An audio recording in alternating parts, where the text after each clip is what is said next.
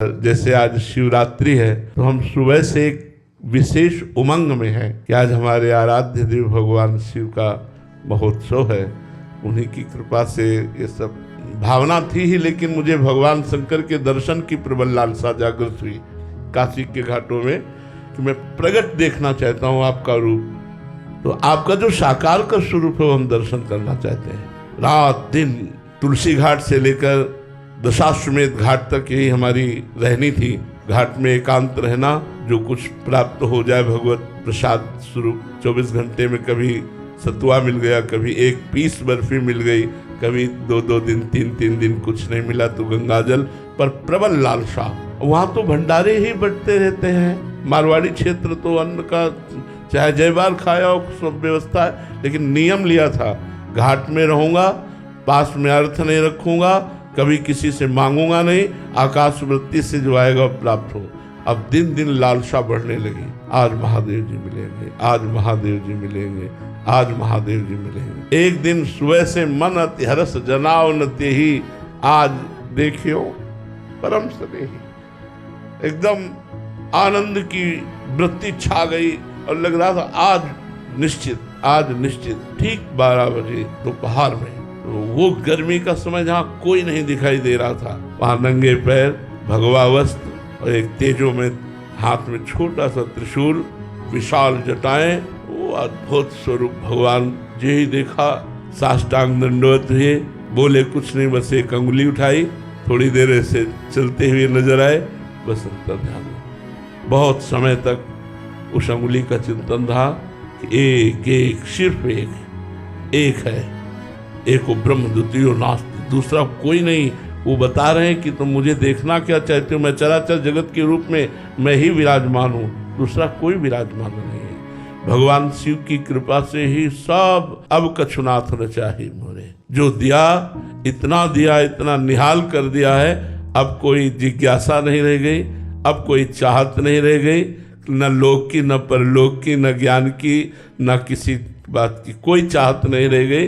अब बस ऐसे हो गया है जैसे ले चलो, जैसे चलाओ, जैसे कोई अंदर चाहत नहीं रह गई, उनकी है जैसे हैं। ये सब महादेव जी की कृपा से ही हुआ। चित्रकूट धाम में एक विशाल नर्मदा खंड से शिवलिंग स्थापित करने का विचार कर रहे हैं। कुछ भगवान का ऐसा सपना में आदेश हुआ है कि एक विशाल शिवलिंग नर्मदा खंड से नर्मदेश्वर शिवलिंग आपको स्थापित करना है।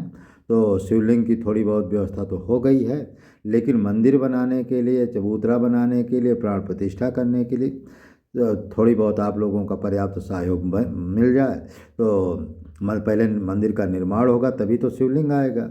तो शिवलिंग के लिए तो रूपरेखा बन गई है, थोड़ी बहुत कसर है, तो आप लोग सहयोग कर दीजिएगा। और चित्रकूट धाम में कहते हैं, शंकर भजन बिना नर भगत न पावई मोर, औरहूँ एक गुप्त मत सबई कहूँ कर जोर, शंकर भजन बिना नर भगत न पा। तो जब तक आप शंकर जी की प्राण प्रतिष्ठा नहीं करवाएंगे, शंकर जी की मूर्ति की प्राण प्रतिष्ठा नहीं करवाएंगे, शिवलिंग की पूजा नहीं करेंगे, तो तब तक भगवान शंकर जी खुश, और जब तक भगवान शंकर जी नहीं खुश होंगे तब तक राम जी की भक्ति नहीं।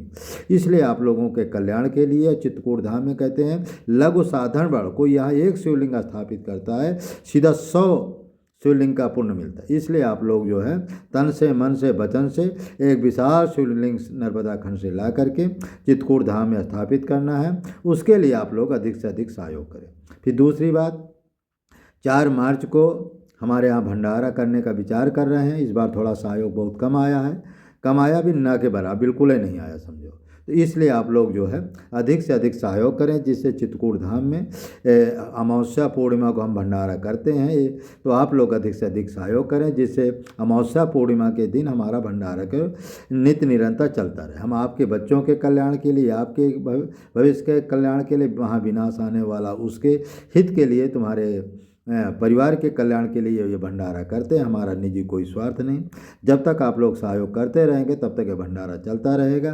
तो इसलिए आप लोग तन से, मन से, धन से 4 मार्च को हमारे यहाँ भंडारा है, और चंद्र ग्रहण के बाद भंडारा करने पर बहुत बड़ा पुण्य मिलता है। इसलिए चंद्र ग्रहण के दूसरे दिन 3 तारीख को चंद्र ग्रहण है, 4 तारीख को हमारे यहाँ भंडारा है। इसलिए आप लोग तन से, मन से, धन से भंडारा में सहयोग करें, और शिवलिंग में, शिवलिंग का मंदिर बनाने में, शिव जी का मंदिर बनाने में या उनके प्राण प्रतिष्ठा करने में या शिवलिंग लाने में आप लोग मदद करें, जिससे विशाल शिवलिंग स्थापित हो सके। आपके परिवार का कल्याण हो। आप लोगों को बहुत बहुत धन्यवाद। जो शंकर जी के सच्चे भक्त हैं, इस वीडियो को अधिक से अधिक शेयर करें। अपने मित्रों से सहयोग लेकर के शिवलिंग को लाने में या मंदिर बनाने में सहयोग करें, यही हमारी प्रार्थना विनती है। हाँ, हमारे कुटी में एक बहुत सिद्ध संत हैं।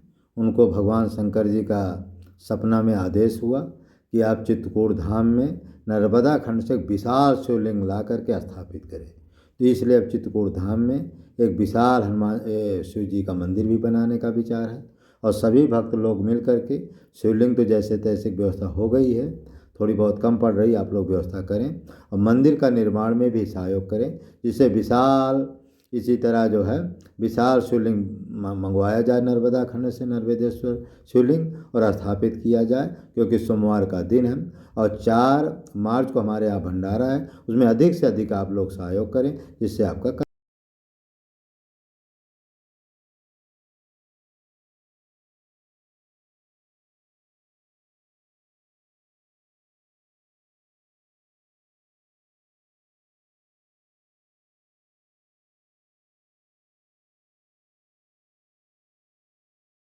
महाकाल मंदिर में जिस लिंग की प्राण प्रतिष्ठा की गई है, उसकी प्रकृति बड़ी असाधारण है। इस मंदिर में आपको पूरी तैयारी के साथ जाना चाहिए, क्योंकि ये बहुत शक्तिशाली है। हर दिन महाकाल को शमशान से लाई गई ताजी राख, क्योंकि 10 गुना या 50 गुना उसका पुण्य बढ़ जाता है। इसलिए ऐसे समय पर आप जरूर कोई न कोई मंत्र का जाप करें, तो जिससे पुण्य बढ़े।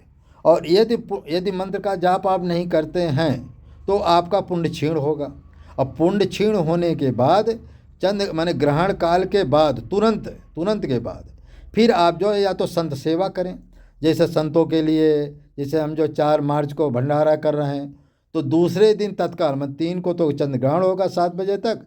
इसके बाद जो है आप खा पी सकते हैं, कुछ दान पुण्य कर सकते हैं।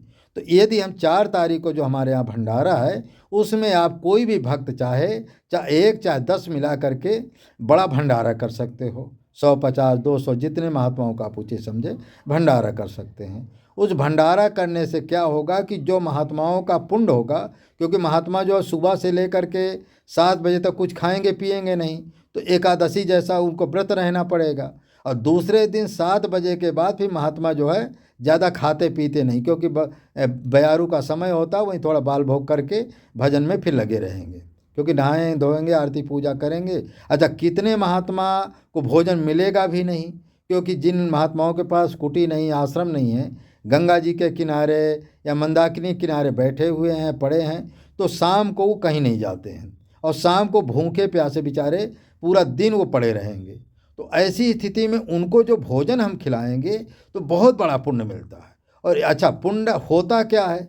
पुण्य देखो, सच्चा पुण्य वही होता है कि जो गंगा जी के किनारे, किसी नदी के किनारे कोई भूखे प्यासे को, यदि हम एक भूखे प्यासे को खिला दिए तो सीधा 100 लोगों का पुण्य मिलता है, 100 ब्राह्मणों का पुण्य मिलता है। तो इस स्थिति में दूसरे दिन जो 4 मार्च को हमारे यहाँ भंडारा होगा, उसमें आप लोग अधिक से अधिक जरूर सहयोग करें।